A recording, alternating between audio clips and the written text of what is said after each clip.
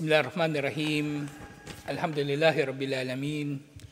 Wassalatu wassalamu ala asyrafil anbiya'i wal mursalin. Nabiyina Muhammadin wa ala alihi wa sahbihi ajma'in. Assalamualaikum warahmatullahi wabarakatuh.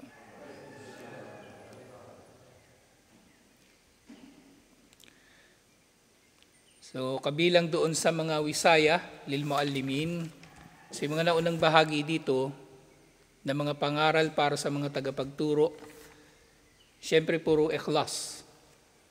So ngayon inshallah, nabanggit naman yung iba pang mga marapat na ituro ng guro sa kanyang mag-aaral.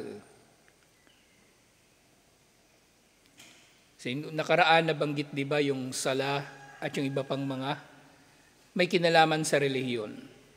Pero bukod sa mga bagay na may kinalaman sa relihiyon, wayan bagi an yu'allimahum al-hisab wal-hija wal-khat al-hasan. Marapat sa tagapagturo, naturuan din ng mga estudyante ng hisab. Yung hisab na tinutukoy dito, mathematics. Yung hija, yung huruful hijaiya, yung letters. At yung mabuting pagsulat, yung khatul hasan, magandang pagsulat. Wal qiraatul hasan, yung mahusay na pagbasa. Wala ba'sa an yu'allimahum asy-syi'ra mimma la yakunu fihi fahsyun min kalamil arabi wa akhbariha. At wala ring problema kung tuturuan ng tagapagturo ang mga mag-aaral ng mga tula. Hanggat wala itong nilalaman ng mga kahalayan o kasalanan na katulad ng ibang salita ng mga Arabo at hindi mga kwento nila. So pwede. Kaya nga sa maraming mga libro, kahit libro ng akida, o libro ng fiqh, o libro ng sira, matatagpuan ninyo na inilalagay ng mga scholar kahit yung ilang linya ng mga tula. So nung nakaraan, di ba, yung linya ng tula ni Muhammad bin Abi Ali al-Asbahani. So napakaganda ng kanyang tula tungkol sa pagtuturo. So ganun din dito. So pwedeng turuan yung mga estudyante ng tula. At actually, yung Ajrumiyah, yung pinag-aaralan natin sa Arabic, kinakabisado yun at nire-recite na parang tula. Pating Alfiya ni Imam Malik, Nuniyah at iba pang mga ganung akda. Walay sa dalika biwajibin alayhi, pero hindi ito obligado sa kanya, yung mga tula. Wala yajuzu lil muallimi an yursila as-sibyan fi hawaijihi. So hindi mainam na yung tagapagturo ay uutusan niya yung bata o yung kanyang estudyante para sa mga personal na mga pangangailangan niya. So, hindi yun pinahintulutan. La yajuz pa nga yung pagkakasabi, haram. Kasi sa mga ganong pagkakataon, nagiging self-serving na yung kanyang iniuutos. Wala nang kinalaman sa kanyang pagtuturo. Pero kung may kinalaman sa pagtuturo, inshallah, pwede naman. Ngayon kung walang kinalaman sa pagtuturo, pwede naman na bayaran niya yung estudyante sa oras at sa effort nito, inshallah, kung meron man siyang iutos. Pero kung walang kinalaman sa pagtuturo, yung mga hawaij na tinutukoy dito, yun. So hindi pwede. Hindi pwedeng utusan niya yung estudyante, labhan yung damit niya, o pakintabin yung sapatos niya, o kahit ano pa, inshallah. Kasi sa mga ganitong bagay, actually yung kaida sa riba, di ba may kaida sa riba doon sa pagsasangla. Anumang pakinabang sa pagsasanla, ito ay riba. Lahat ng pakinabang sa pagsasanla. Di ba meron ako sinanla na relo, tapos tumanggap ako sa ng 1,000, isasanla ko yun ng 1 buwan. Kung sinusuot mo yung relo, riba na yun. Kasi pinakikinabangan mo yung bagay na isinanla sa'yo. Anumang pakinabang o anumang dagdag sa sinanla ay riba. So ganun din sa mga mabubuting gawain. Kapag kumuha ka pa ng iba pa, liban pa doon sa dapat mong kunin, pinagbabawal na yun. Meron kang meron kang mga karapatan, pero hindi ka pwedeng kukuha ng higit pa sa karapatan na marapat mong kunin. Sa ganun din sa guro, merong limit yung kanyang karapatan. Hindi siya pwedeng mag-uutos ng mga personal na utos sa kanyang mga estudyante. Kung may kinalaman sa kung may kinalaman sa pagtuturo, pwede, inshallah. Waliyataahada as-sibyan huwa binafsihi wala yashtagil anhum illa an yakuna fi waqtin la ya'riduhum fihi fala ba'sa an yatahaddath wa huwa fi dhalika yanduru ilayhim wa yatafakkaduhum. So, hindi raw mainam na estudyante ay inuutusan ng mga personal na pangailangan niya upang ang estudyante ay makapag-focus sa kanyang pag-aaral at hindi siya naistorbo sa mga pag-aaral niya at hindi niya ito kumbaga mapaglilibanan. Hindi siya absent kumbaga sa mga pag-aaral. Wenda kilabis sibyan yukbiru awliyaahum biman lam yuji'u. Dahil maaari mangyari yung estudyante magsusumbong sa kanyang mga magulang din ng mga bagay-bagay na hindi na mainam. So hindi mainam yung ipapagawa pa ng guro yung mga bagay na personal para sa kanya dun sa estudyante.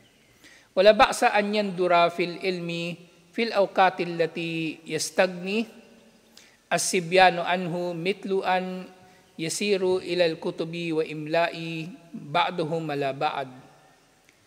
So mainam din na magamit yung oras sa pagtuturo sa mga bagay-bagay na kumbaga pakikinabangan ng estudyante.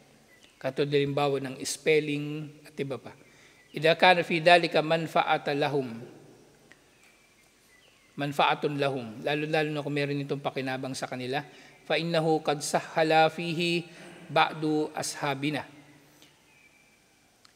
So sinabi ito ni karugtong ito nung sinabi ni Sheikh Rahimahullah doon sa mga payo niya.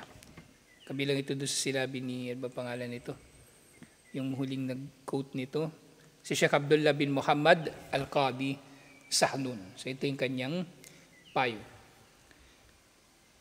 Sa munod na bahagi, وَلْيَحْرِسَ الْمُعَلِّمُونَ وَالْمُعَلِّمَاتِ ala an la yaksiru juhdahum fil fasli ala ilka'i ad-darsi faqat bal yaj'alu min ad-darsi wahdatan tarbawiyatan syamilatan yatalaqqa fihi tullabul ilm wan nushu wat tawjih. So yung mga teacher daw ay marapat silang magsikap ng kanilang pagtuturo ay hindi nagiging pagtuturo lang.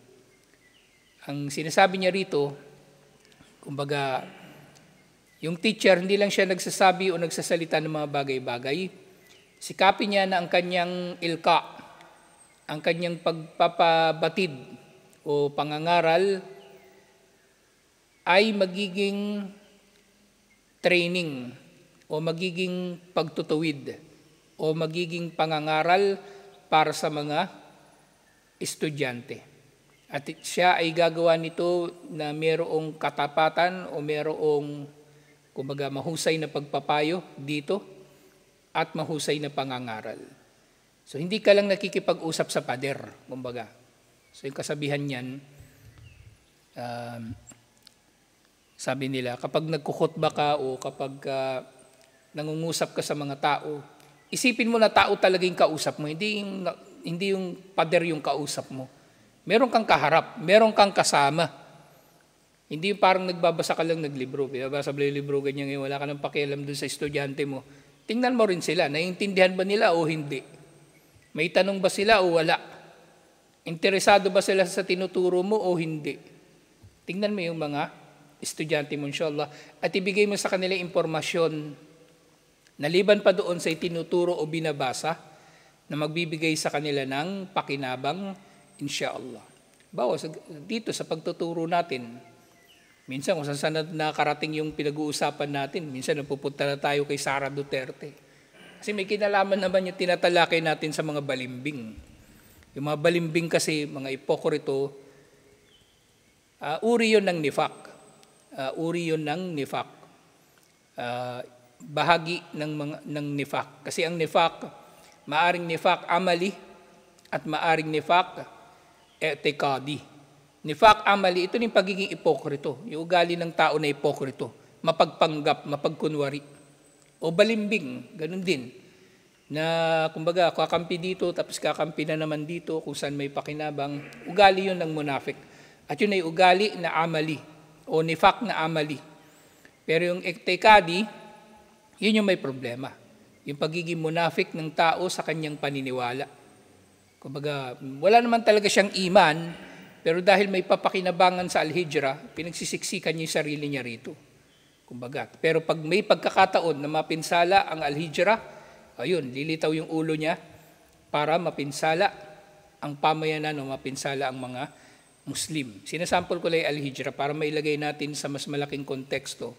Yung pinsala ng mga munafik na bandang huli, pinipinsala talaga nila yung ummah. Katulad ng nangyari nga kina Abdullah bin Ubay bin Salul, kapag may pagkakataon sila na pinsalain si Propeta Muhammad sallallahu alaihi wasallam, bigla silang parang parang ahas, bigla yung manunuklaw. Sa Uhud, umatras sila. Sa Kandak, lihim sila na nakikipag-ugnayan sa mga Hudyo. Doon sa Ghazwatut Tabuk, hindi sila sumama. At nung pag-alis pa ni Propeta Muhammad sallallahu alaihi wasallam, nagtayo sila ng sarili nilang masjid, yung Masjid Dirar, para maging himpilan, maging tambayan ng mga chismoso laban kay Propeta Muhammad sallallahu alaihi wasallam. Kaya pagbalik ni Propeta Muhammad sallallahu alaihi wasallam, natanggap na niya yung wahi sa Surah At-Taubah. Pinasunog niya talaga yon. Hindi siya nagsala doon kahit kailan. Yung bintang ng zina kay Aisha radhiyallahu anha, sila rin yun, yung nasa likod nun, sina Abdullah bin Ubay bin Salul. Sila rin. So dapat yung, kaya mainam nga sa pagtuturo, lalong-lalo na sa mga kaalamang Islamiko, yung iugnay natin palagi ito sa sira, sa kasaysayan ni Propeta Muhammad sallallahu alaihi wasallam, paano nila isinabuhay, paano nila inunawa ang bawat paniniwala at mga gawaing pagsamba sa Islam. Nang sa gayon, hindi tayo nanguhula. Tingnan niyo yung mga terorista, nakita sila ng aya, sabi sa aya, patayin yung mga musyrik, pinapatay na lang nila kung sino-sino. Samantalang hindi yun ang tamang pagkakaunawa ng mga sahaba at ng naunang henerasyon ng mga Muslim. So dapat sa pagtuturo, kumbaga, ang tagapagturo ay nagbibigay ng iba pang impormasyon na maaring wala dun sa libro. At hindi lang siya nagpapasulat, nagpapakopya, o kaya nagsasalita. Yan ang problema sa DepEd. Kaya yung mga bata, parang nabubobo nga minsan Kapag pinag-aaral mo na sa elementary, sa high school, nabubobo pa May honor sila, oo. May honor, pero hindi na-develop sa kanilang critical thinking. Hindi na-develop sa kanila yung mga iba pang skill para mabuhay ng normal o mabuhay ng mahusay. Kasi yung teacher, wala rin pakialam Susweldo siya Magturo man siya ng maayos o hindi, susweldo siya. Ngayon, para magmukhang mahusay yung pagtuturo niya, tataasan niya ng grade yung mga estudyante niya, tapos mag-a-assign na lang siya kung sino-sino lang na honor. Walang pagmamalasakit. Baga pagtuturo na walang pagmamalasakit. So dapat yung tagapagturo kapag nagtuturo ay may kalakip na pagmamalasakit, inshallah. Sukdulan, na yun nga, yung personal na niyang makilala yung kanyang mga estudyante. Alam niya, yung estudyante niya mahina dito. Ganon. So, kapag alam niya mahina, kumbaga, tututukan pa niya at lilinawin pa niya sa kanila yung mga bagay-bagay. Inshallah. Parang kambal. Tulala lang yan, pero alam ko may mga bagay-bagay na nahihirapan silang intindihin. Kaya inuulit-ulit ko. Kahit tulala sila, kumbaga yung minsan hindi sila nagre-react. Pero yung teacher nga na walang pakialam, wala talaga pakialam yun. Magtuturo lang yun ng magtuturo. Matuto ka o hindi, susweldo siya sa kanyang ginagawa. Wala yan bagilin muallimina wal muallimat ay yatarafa'u ala man yadrusunahu bal yanzilu ilayhim wa yatawaddadu lahum. Hindi marapat sa teacher, lalaki man o babae, na magmamalaki o kumbaga nangingibabaw siya sa kanyang mga tinuturuan. Parang yung rango niya master, ganun. Tapos yung mga estudyante alipin niya. Hindi ganun. Bagkus siya ibababa sa kanilang antas, sa kanilang level. Ibig sabihin bababa sa kanilang level, makikisalamuha sa kanila, titingnan yung kanilang mga kalagayan, at magiging mapagmahal sa kanila inshallah. Fa inna tullaba ida ahabbu al-ustada ahabbu darsahu. Dahil kapag ang estudyante ay nagmahal sa tagapagturo, ay mamahalin din nila ang itinuturo niya. So yun yung layunin dito. So magiging kamahal-mahal ang aralin kapag kamahal-mahal ang tagapagturo. Totoo naman yan kahit saan. Di ba kahit sa DepEd, halimbawa, di ba, elementary, meron kang teacher na alam mong kupal, konting ingay, nagagalit, namimingot, o ayaw mo na rin pumunta sa klase niya. Naalala ko minsan si Choco Wala yung teacher nila. Wala yung teacher nila. Hindi merong papalit na teacher. Yung teacher na papalit doon sa teacher nila, ayaw niya. Kasi pinapagalitan daw sila. Yung tumawag kayo sa akin, na nandun daw si Choco sa labas. Ayaw niyang pumunta doon sa isang teacher kasi pinapagalitan daw. Hindi siya pumasok. Nandun siya sa labas ng eskwelahan. Tapos yung mga taga-mamleng tumawag kay Manong na nandun si Choco sa labas. Ayaw pumasok. Sinundo ko na lang. Ayaw niyang pumasok. So kapag yung estudyante, minamahal niya yung tagapagturo, mamahalin din nila. O magiging interesado rin sila dun sa subject, inshallah. Pero pag ayaw nila yung tagapagturo, ganun din. Ganun din. Hindi nila magugustuhan yung klase. Parang dito, yung mga nagbo-boycott sa akin dito, hindi nila ako gusto, hindi na rin nila gusto yung Islam o yung yung itinuturo dito.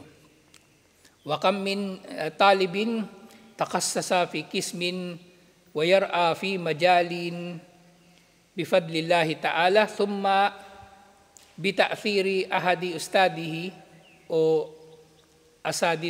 asatidatihi alladhina garasu fi nafsihi habba dhalika al-muqarrar o hubbu dhalika al-muqarrar. So ilan na ba mga estudyante na kumbaga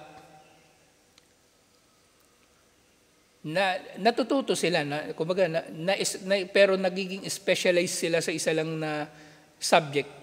Kasi nagkaroon sila ng mga favorite lang na teacher na nagtanim sa kanila ng pagmamahal sa subject na yon. Kumbaga, ang tinutukoy dito, so merong mga estudyante nagkakaroon talaga sila ng favorite na teacher. At syempre, hindi naman nila basta-basta magiging favorite yun na teacher ng walang dahilan. So maaring ang dahilan nun ay ang pagiging mahusay nito na magturo, insha'Allah.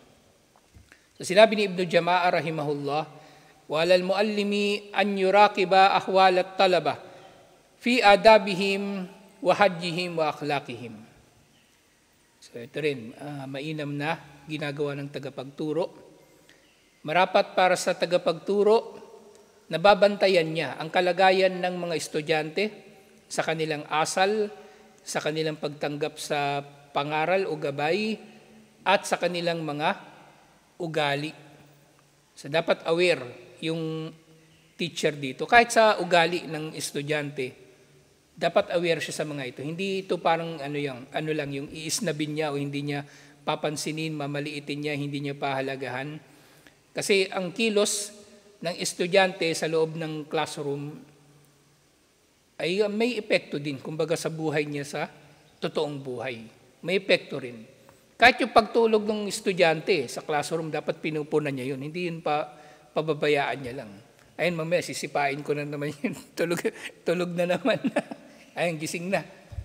Nakapikit lang pala. Nakikinig. Pero nakapikit. So, dapat aware siya dun sa kanilang mga ugali. Bawa, yung kambal, tulala. Lagi kong pinapansin yun para mapapansin nila na tulala pala sila. Kasi nga yung tao, hindi niya mapapansin yung sarili niya. Kaya nga yung tao dapat nagpapayuhan. Dapat yung tao nagpapayuhan. Yung kambal, dinadaan ko lang sa biro pero seryoso ako pag sinasabi ko yung mga bagay-bagay. Hindi ko lang sinasabi sa seryosong paraan para baka mamaya ma-offend kayo tapos galit na galit. Dinadaan ko lang sa biro. Pero dapat aware yung teacher sa mga ganitong bagay. Yung kahit sa problema kahit sa problema. Meron kaming teacher nung elementary, nagustuhan ko talaga yung yung paraan din niya ng pagtuturo. Tapos yung mga kwento-kwento, di ba minsan, meron yan sa Facebook, nire-reenact na lang minsan Yung bata, di ba, minsan nalilate pagpasok, tapos malalaman ng teacher, susundan ng teacher yung bata pauwi, tapos malalaman ng teacher yung kalagayan ng bata sa bahay. Kaya pala nalilate pumasok. Kaysa umaga nangangalakal para merong baon. So meron mga teacher na gano'n na inobserbahan talaga nila yung kalagayan ng kanilang mga estudyante. Lalong-lalo na ano yung nagiging balakid. Ano yung nagiging balakid, ano yung nagiging harang para matuto ng husto yung estudyante. Ano yung nagiging balakid na hindi siya nakakapasok sa tamang oras. Ano yung balakid, bakit yung estudyante walang uniform. Mga ganong bagay. So dapat yung teacher, hindi nga lang siya nagtuturo.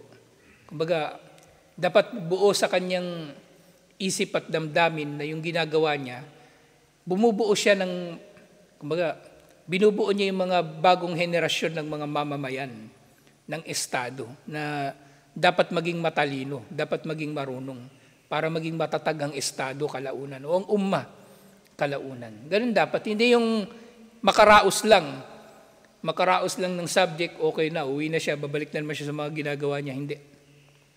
Pine-personal ang pagtuturo. Kumbaga, hindi dito applicable yung kasabihan na trabaho lang, walang personalan. Para sa teacher, sa nagtuturo, dapat pine-personal niya ang kanyang pagtuturo, inshallah. Pine-personal niya. Kaya mainam nga nakilala ng teacher yung kanyang mga estudyante, inshallah. Parang tong kambal, di ba? Mainam nakilala natin sila kasi makikita natin, marami rin silang pinagdadaanan Maraming pinagdadaanan.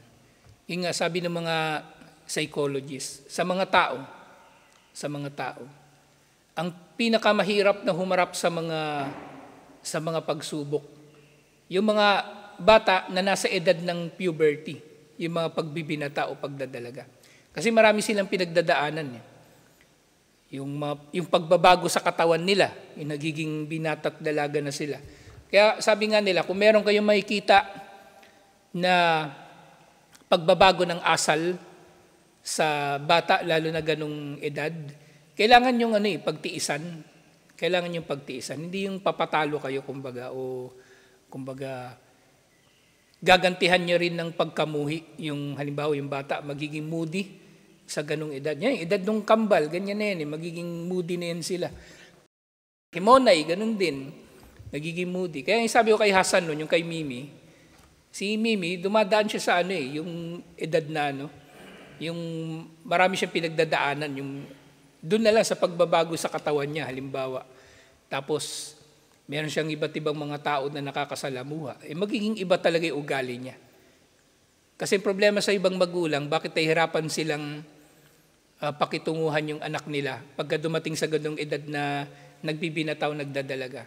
Inaasahan kasi nila kung ano yung anak nila nung baby pa, ganun pa rin pagdating sa edad ng pagbibinataw, pagdadalaga. Hindi, magbabago na talaga sila. Kung nung baby pa yan, makimama, yakap sa mama, pagka nagkakaedad na yan, hindi na, magbabago na. Iniisip ng ibang magulang, porke nagbago, naging masama na yung anak nila. O kaya, kumbaga, na galit na sa kanila, o hindi ganun. Dumadaan lang talaga sila sa normal na pinagdadaanan ng tao. Kaya dapat magiging mas matiisin ang magulang, inshallah. Hindi naman yung kumbaga i-spoil mo o hayaan mo lang, binibaby mo, hindi ganun. Kaya minsan din fit na rin yung maraming nag-aalaga doon sa bata. Kasi minsan yung bata, mas gugustuhin niya yung kamag-anak niya na binibigay lahat ng gusto niya. Ayun si Mimi uli, di ba si Mimi Ini-spoil nung lola. Mas gusto niya doon. Tapos dito parang nasasakal siya. Kaya kung halimbawa babalik dito si Mimi, i-relax nyo lang yung pakikitungo nyo sa kanya. Asahan nyo na merong magbabago talaga. Kasi nagbabago yung katawan niya, tapos may mga ibang tao siyang nakakasalamuha. Mag-iiba talaga. Hindi na siya yung baby na sama ng sama o dikit sa'yo. Ibang na siya, iba na yung pagkatao niya. So dapat pakikisamahan din ng magulang. So ganun din yung teacher. Kumbaga, napapansin niya itong mga bagay na ito, inshallah. Hindi siya, kumbaga, para makaraos lang sa kanyang pagtuturo. Hindi para makaraos lang sa kanyang pagtuturo. Faman sadara anhu ma la yaliku nahahu andalika sirran. So kapag nakita daw siya ng bagay na marapat na ipagbawal, maaari niya ipagbawal ito doon sa estudyante ng palihim o sekreto. Pero pwede rin niyang gawing ang hayagan, inshallah. Ang totoo kasi niyan pagdating sa yung pagdidisiplina. Minsan 'di ba nasasaktan yung estudyante o yung anak pag dinidisiplina, pagsasalitaan ng masama o napapalo. Pero mas masama yung walang nagdidisiplina. Mas masama yun. Yun yung mga nagiging kriminal na bata, kalaunan yung walang nagdidisiplina. Yung wala silang kinikilala na nakatatanda, na mas nakakaalam ng mga bagay-bagay kasi feeling nila, alam na nila lahat. Kaya dapat, kumbaga nananatili yung order, yung kaayusan, lalong-lalo na sa kalagayan ng magulang sa kanyang anak, na dapat nangingibabaw ang magulang sa lahat ng bagay, hindi yung anak. At ganoon din yung teacher, nangingibabaw siya sa kanyang estudyante, kumbaga. Hindi sa pagpapangibabaw, katulad ng binanggit kanina, dapat nagpapakumbaba siya. Pero ibig sabihin pangingibabaw dito, pangingibabaw sa otoridad, na hindi siya magpapatalo sa kanyang estudyante, inshallah, lalong-lalo na sa usapin ng pagdidisiplina. So dapat nadidisiplina niya yung kanyang estudyante, inshallah. Wa kadhalika yata'ahadu ma yu'amilu bihi ba'duhum ba'dan min ifsya'is salam.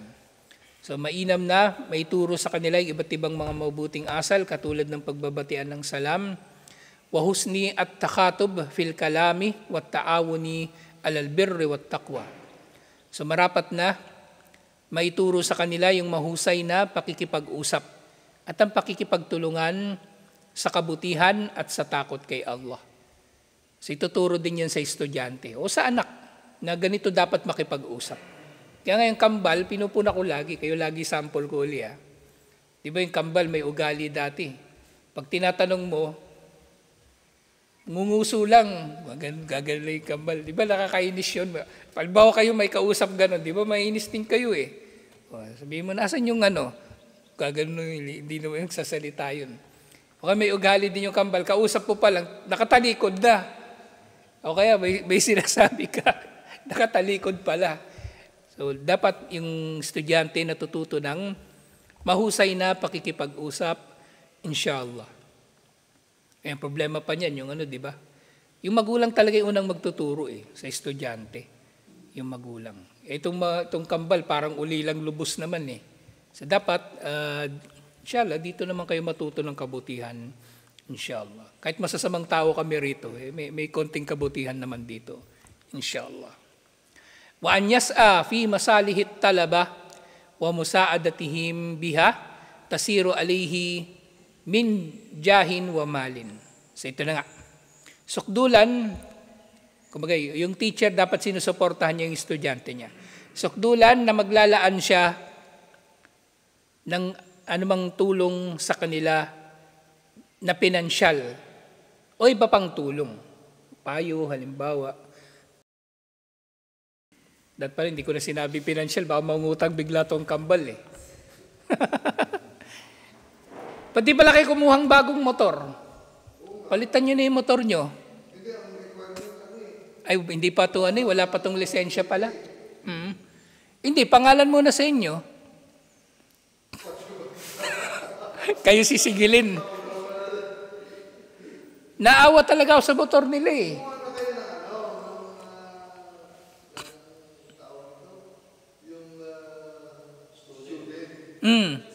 Ilan taon na ba kayo? 17? O di pwede na.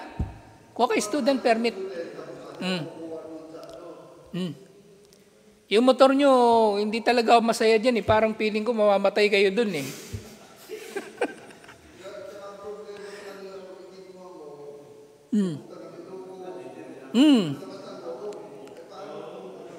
Kung matsyempohan kayo ng highway patrol, tapos may kaso pala yung motor nyo, riding in tandem.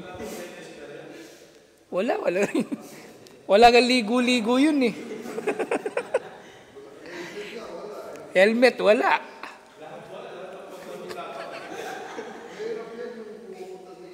Pupunta pang Ilocos.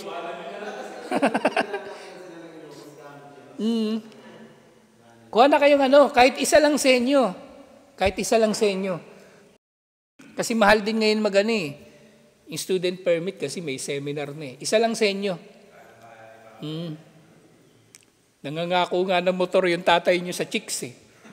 Kayo pa kaya? Kaya yung pinangako ni Ali. Kaya inis na inis din talaga ako kay Ali sa totoo lang eh. Kaya sabi niya nung bago siya umalis, bantayan ko raw yung kambal. Bantayan ko raw lahat ng kapakanan ng kambal. Bandang huli siya pala yung kalaban eh. Inis na inis tuloy ako sa kanya ngayon. Siya yung nagdudulot ng bagabag eh.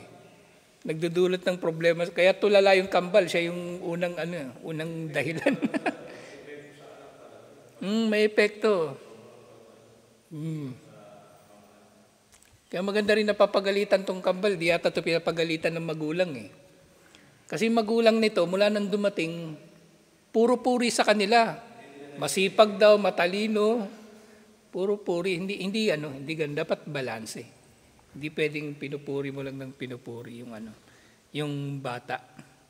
Dapat yung bata, handa siya sa totoong buhay. Kung ano yung totoong buhay, yun yung ipaparamdam mo sa kanya, inshallah.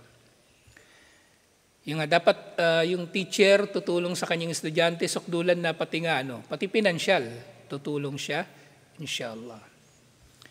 Pero inunahan ko na kayo. Wag ako. Kay Manong kayo lumapit. Kay Manong, inshallah. Pag pinansyal, kay Manong. Wag sa akin. Inshallah. Kaya ba NMAX? Sa kambal, NMAX?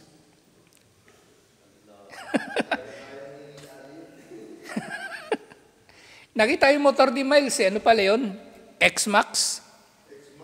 300cc. Yung motor ni Miles. Inshallah. Po. Yun, mas malaki yun, T-Max. 600 yata yun, 700. Yun na Ismael, yun ang pang parcel talaga. Kahit humila ng jeep yun eh. Max na lang. Max lang ang kaya. Magkano na kaya buwanan nun? Baka 10,000 din buwanan nun. Yung T-Max.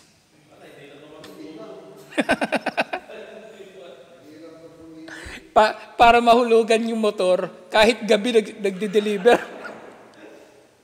Yung truck na darating ng, di ba dumarating truck minsan hating gabi, 11:00, nandun na siya, magde-deliver ng parcel. Para may paghulog ng motor.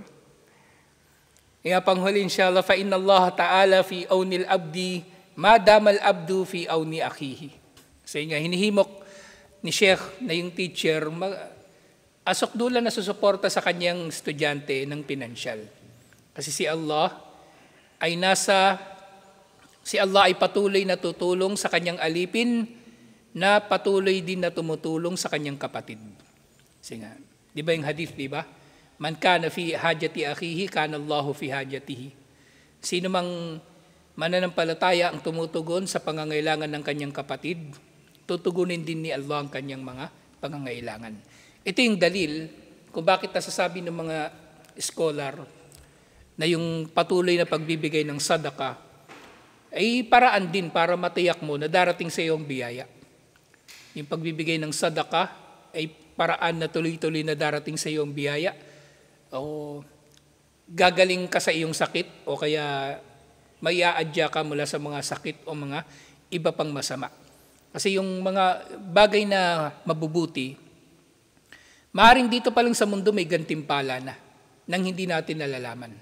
Bakit pagsasadaka? At yung sadaka, hindi lang siya pera, pwede siyang mabuting pagpapayo at iba pang mga bagay. So pwede siyang magdudulot ng kabutihan dito pa lang sa mundo. Not necessarily sa kabilang buhay lang ang kanyang gantimpala.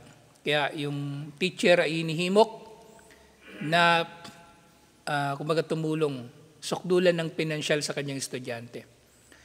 Waman yusirru ala mu'sirin, waman yasurru ala mu'sirin, yasurrullahu alihi yawmal qiyamah, la siyama idha kana dhalika i'anatan ala talabil ilmi alladhi huwa afdalul qurabat. So sino man daw ang tutulong sa mga nagigipit, ay tutulungan din siya ni Allah sa araw na paghuhukom, lalong-lalo na sa pagtulong sa mga estudyante na nakikitaan mo ng pagsisikap sa pag-aaral. Lalong-lalo ni mga estudyante na nakikitaan mo ng pagsisikap sa pag-aaral, inshallah. So yan, narinig din ni Manong, inshallah baka bilhan niya kayong motor. Ay cash na ni Manong. Kuha lang kayo student permit, inshallah. Napapaisip si Manong Yung motor nila ikakash mo, no? Tapos ikaw naguhulugan. Inshallah. Sa tutuloy natin ito, inshallah. Assalamualaikum warahmatullahi wabarakatuh.